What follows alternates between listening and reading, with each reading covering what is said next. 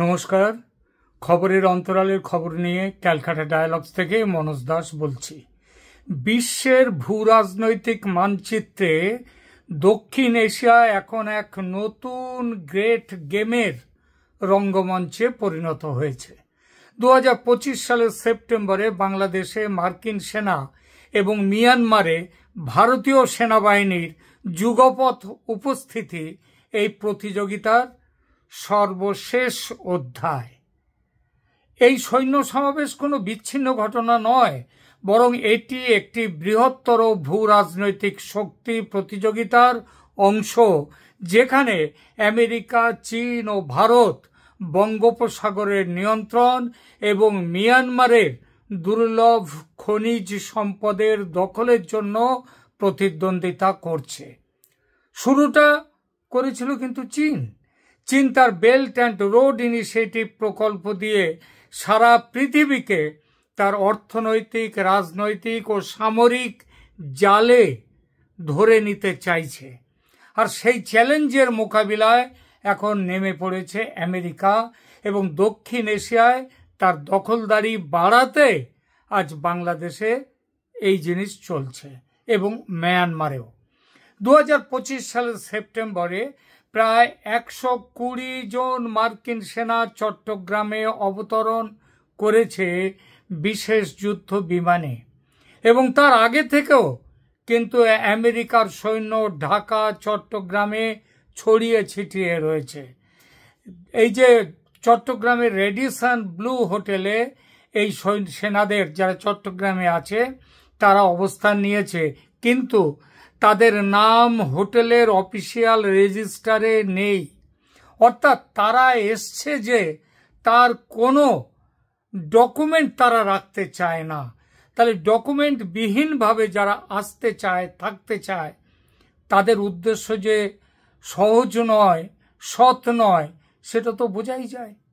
এটা বাংলাদেশ এবং আমেরিকার 3 নম্বর যৌথ সামরিক মহড়া গত 60 দিনের মধ্যে। জুলাই মাসে হয়েছে টাইগার লাইটনিং 2025 এবং আগস্টে টাইগার শার্ক, এবং সেই মহড়ার পর এখন চলছে প্যাসিফিক এঞ্জেল 25/3। এটাতে 3 জনের মধ্যে কে আছে? 25/3 2025 সালে 3 জন। 3 জনের 3টি দেশ, মানে কোনটা কোনটা? আমেরিকা আছে, বাংলাদেশ আছে এবং শ্রীলঙ্কা আছে। 2024 সালের আগস্টে শেখ হাসিনার পতনের পর এবং নোবেল বিজয়ী ডক্টর মোহাম্মদ ইউনূসের নেতৃত্বে অন্তর্বর্তী সরকার গঠনের পর বাংলাদেশ মার্কিন সম্পর্ক একটা নতুন মাত্রা পেয়েছে। মার্কিন যুক্তরাষ্ট্র হাসিনা সরকারের পতন ঘটিয়েছে এজন্যই, এবং সে কথাটা আজকে আর পৃথিবীর কোথাও অজানা নয়। কারণ ইন্দো প্যাসিফিক কৌশলে বাংলাদেশের একটা অবস্থানগত গুরুত্ব আছে বলে আমেরিকা এইসব করছে। বঙ্গোপসাগরে চীনের ক্রমবর্ধমান প্রভাবের বিপরীতে আমেরিকা বাংলাদেশকে তার ইন্দো প্যাসিফিক কৌশলের একটি গুরুত্বপূর্ণ অংশ হিসেবে দেখছে। চট্টগ্রামের কৌশলগত অবস্থান ভারতের উত্তর পূর্বাঞ্চল ও মিয়ানমারের কাছাকাছি হওয়ায় এটি একটি আদর্শ নজরদারি কেন্দ্র হয়ে উঠেছে। আমেরিকার পর আসি ভারতের কথায়। 2025 সালের মার্চে মিয়ানমারে ভূমিকম্পের পর ভারত অপারেশন ব্রহ্মা চালু করে। 118 সদস্যের একটি বিশেষজ্ঞ চিকিৎসক দল পাঠায় মিয়ানমারে এবং 60 শয্যার একটি হাসপাতালও তৈরি করে দেয়। তবে এর পেছনে যেমন দুর্গতদের সাহায্য করবার একটা প্রচেষ্টা আছে, সেই মানসিকতা, তার সঙ্গে রয়েছে গভীর কৌশলগত উদ্দেশ্য। কি সেই উদ্দেশ্য? দেখুন, জুলাই 2025-এ ভারতের প্রতিরক্ষা গোয়েন্দা সংস্থার, অর্থাৎ ডিফেন্সের যে গোয়েন্দা, সেই সংস্থার প্রধান লেফটেন্যান্ট জেনারেল সৃঞ্জয় প্রতাপ সিং তিনি মিয়ানমার সফর করেন এবং দুই দেশের সীমান্তে শান্তি, স্থিতিশীলতা ও নিরাপত্তার বিষয়ে আলোচনা করেন। সেপ্টেম্বরে মিয়ানমারের সেনা কর্মকর্তারা কলকাতায় আসেন। এই যে 15, 16, 17 এই যে 3 দিন হয়ে গেল না কলকাতায় যে commanders conference, combined commanders conference বা সিসিসি বৈঠক, সেই বৈঠকে মিয়ানমারের সেনাকর্তারাও উপস্থিত এসেছিলেন। এবং আপনারা জানেন অনেকেই যে বাংলাদেশ থেকে সেনাপ্রধান ওয়াকারুজ্জামানও সেখানে যাবার জন্য চেষ্টা করেছিলেন, কিন্তু ইউনূস বাধা দেওয়াতে তিনি যেতে পারেননি। যাই হোক, সেখানটায় মিয়ানমারের সেনাকর্তারা এসে নানা বিষয়ে বৈঠক করেন। কলকাতায় এই বৈঠকটা কেন হয়েছিল? তার কারণ বাংলাদেশকে নজরে রেখে কৌশল চূড়ান্ত করা ছিল, যেমন ভারতের লক্ষ্য তেমনই ছিল মিয়ানমারের লক্ষ্য। অর্থাৎ মিয়ানমারের দুর্লভ খনিজ সম্পদ, যা কিনা বর্তমান দুনিয়ায় নতুন ভূ রাজনৈতিক প্রতিযোগিতার কেন্দ্রবিন্দু, তার সঙ্গে যুক্ত হয়ে গেল বাংলাদেশের অবস্থানগত গুরুত্ব। মিয়ানমার বিশ্বের প্রায় ৬৭%, সারা বিশ্বের যত দুর্লভ মৃত্তিকা মানে দুর্লভ ম্যাটেরিয়ালস যে মাটিতে থাকে, সেই মাটির নাম, সেই ম্যাটেরিয়ালের নাম হচ্ছে ডিসপ্রোসিয়াম এবং টারবিয়াম। এই বিশ্বের ৬৭% এই মাটি বা এই খনিজ তারা সরবরাহ করে মিয়ানমার। এই খনিজগুলি ইলেকট্রিক গাড়ি, বায়ু টারবাইন, অত্যাধুনিক সামরিক সরঞ্জাম, বিমান এইসবের জন্য অত্যাবশ্যক। 2023 সালে মানে যুদ্ধ বিমান, 2023 সালে চীন মিয়ানমার থেকে ৪১,৭০০ টন দুর্লভ মৃত্তিকা আমদানি করেছে, যা তার নিজস্ব যে উৎপাদন হয় সমস্ত চীনে তার ডবল। এই রেয়ার আর্থ ম্যাটেরিয়ালস আবার প্রধানত পাওয়া যায় মিয়ানমারের কাচিন প্রদেশে, যেটা বাংলাদেশ এবং ভারতের উত্তর পূর্বের মণিপুর এবং মিজোরামের সংলগ্ন।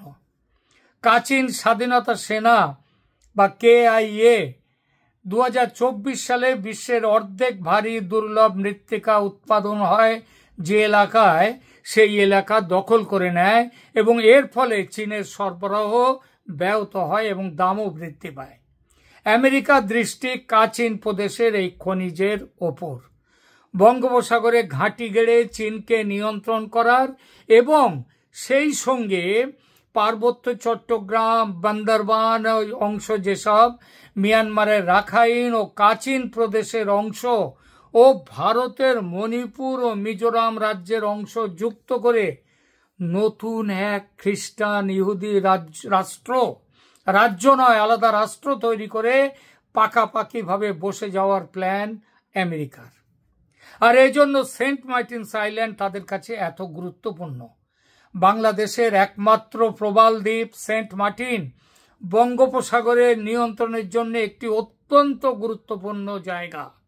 এই দ্বীপের নিয়ন্ত্রণ যে কোনো শক্তিকে পুরো বঙ্গোপসাগরে নজরদারির সুবিধা দেবে।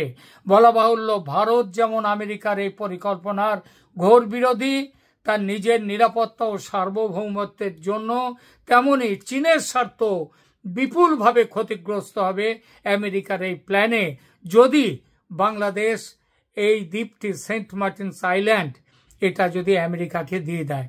চীন বাংলাদেশে $40 বিলিয়ন প্যাকেজ দিয়েছিল, যার মধ্যে $26 বিলিয়ন BRI প্রকল্পের জন্য।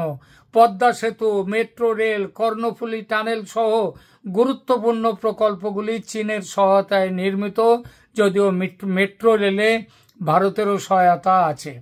চীনের ক্রমবর্ধমান প্রভাবের বিপরীতে আমেরিকা করেছে কি, তার যে কোয়াড, ওই যে 4টে দেশের ভারত, অস্ট্রেলিয়া, জাপান, আমেরিকা, এই 4 দেশের কোয়াড পোর্টস ফর ফিউচার এই প্রোগ্রামের অধীনে বাংলাদেশে একটি বন্দরের খোঁজ করছে সমুদ্রে, তাদের এন্ট্রান্সের জন্য সমুদ্রে।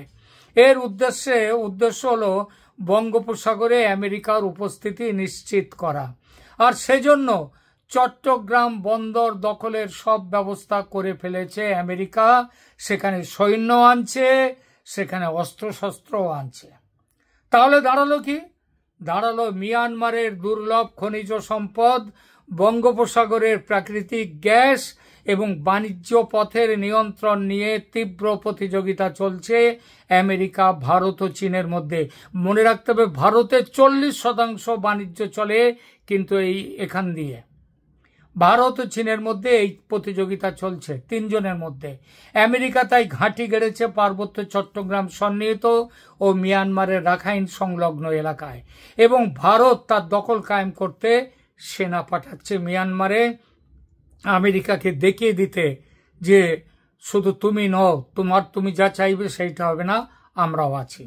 কিন্তু শুধু মিয়ানমারে সেনা পাঠিয়েই কি থামবে ভারত? একদমই নয়। দক্ষিণ ত্রিপুরা থেকে বঙ্গোপসাগরে পৌঁছতে গেলে 28 কিলোমিটারের ছোট্ট একটা চিকেন স্নেক আছে বাংলাদেশের। এটা দখল করে নিলে চট্টগ্রাম বিচ্ছিন্ন, তখন বাংলাদেশ হয়ে যাবে ল্যান্ডলকড কান্ট্রি, যেটা মোহাম্মদ ইউনূস বলেছিলেন ভারতের 7 বোন তারা ল্যান্ডলকড, এবং বাংলাদেশের তিনি হচ্ছেন the guardian of the ocean, সমুদ্রের অভিভাবক তিনি। তার অভিভাবকত্ব শেষ হয়ে যাবে মাত্র যদি 28 কিলোমিটারের এই পথটা দখল করে নেয় ভারত। ভারত তাই চট্টগ্রাম দখলে এখন এগিয়ে যাবে, আর সেটা খুব তাড়াতাড়ি। আমেরিকা ভালোভাবে ঘাঁটি গেড়ে বসার আগেই এটা করবে, অর্থাৎ দক্ষিণ এশিয়ায় যে নতুন গ্রেট গেম শুরু হয়েছে তা 20 শতাব্দীর পুরনো শীত যুদ্ধ, আমেরিকা বনাম যে রাশিয়া সোভিয়েত, সেই প্রতিযোগিতার চেয়েও কিন্তু অনেক ব্যাপক, অনেক জটিল ও বহুমুখী। বাংলাদেশে মার্কিন সেনা এবং মিয়ানমারে ভারতীয় সেনাবাহিনীর প্রায় মুখোমুখি উপস্থিতি এই প্রতিযোগিতার সূচনা মাত্র। মিয়ানমারের দুর্লভ খনিজ সম্পদ এবং বঙ্গোপসাগরের কৌশলগত গুরুত্ব এই অঞ্চলকে ভবিষ্যতের বৈশ্বিক শক্তি প্রতিযোগিতার কেন্দ্রবিন্দুতে পরিণত করেছে।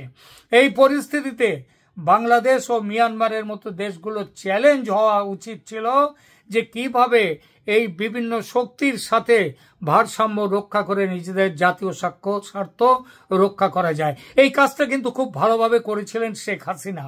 তার ডিপ্লোমেসি নিয়ন্ত্রণে রেখেছিল সমস্ত পক্ষকে, ভারত, আমেরিকা, চীন। কারোর সাথেই তার ঝগড়াও যেমন ছিল না, অন্তত প্রকাশ্যে আমেরিকার সাথে ঝগড়া নেই, তেমনি তিনি সবাইকে নিয়ে কিন্তু চলেছেন। কিন্তু সেই অবস্থান শেষ করে দিয়েছে ইউনূসের নতুন সরকার আমেরিকার হাতের পুতুল হয়ে। এর পরিণাম কত খারাপ হতে পারে সেটা দেখতে খুব বেশি দিন লাগবে না। মোহাম্মদ ইউনূসের অদূরদর্শিতা ও আমেরিকার কাছে আত্মসমর্পণ বাংলাদেশকে টুকরো টুকরো করার পথে ঠেলে দিয়েছে। যে ভারত গত 54 বছর বাংলাদেশের মাটির দিকে, বাংলাদেশের কোনো অংশ দখলের দিকে নজর দেয়নি কোনোদিন, আজ নজর দিতে বাধ্য হচ্ছে বাংলাদেশের বর্তমান শাসকদের আত্মঘাতী কূটনীতিতে। এটাই হয়, যার যা কাজ নয়, যার যে যোগ্যতা নয়, তাকে সেই কাজ দিলে, সেই যোগ্যতার জায়গায় বসালে এটাই হয়। ছাগল দিয়ে যে ধান মাড়াই হয় না, সেটা কোনো নতুন কথা নয়। এখনকার মতো এখানেই রাখছি, ধন্যবাদ।